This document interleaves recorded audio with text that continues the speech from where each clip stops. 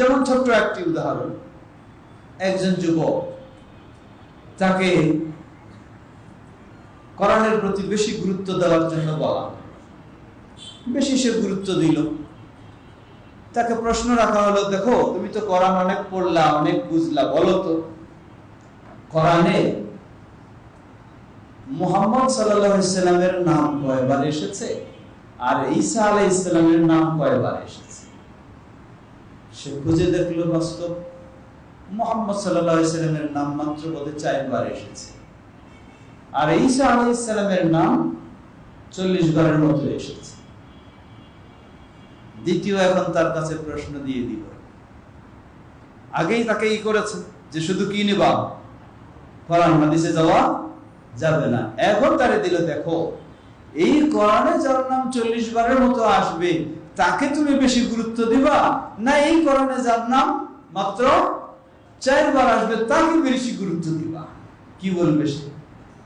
স্বাভাবিক বলবে যার নাম 40 বার এসেছে তার তো বেশি গুরুত্ব দেব। তাহলে সেটাই হলো কে? ঈসা আলাইহিস সালাম। তাহলে এটাই হলো খ্রিস্টানদের প্রচার।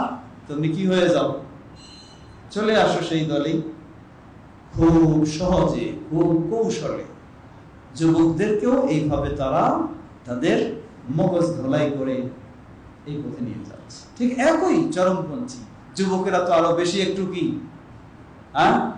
বেশি একটু লম্ফজম্প পছন্দ করে, স্ত্রী নীরব থাকবে, এটা পছন্দ কম না, এটা স্বাভাবিক তবিয়ত, এটা যুবকদের আল্লাহ এভাবেই তাদেরকে দিয়েছেন, সৃষ্টি করেছেন। আর এটা দরকার, এটা উপকারীও হবে কখন? যখন কোরআন সুন্নাহর মাপকাঠিতে নিয়ে আসা হবে, তখন এটি ইসলামের জন্য, মুসলিমের জন্য, গোটা জাতির জন্য উপকারী হবে।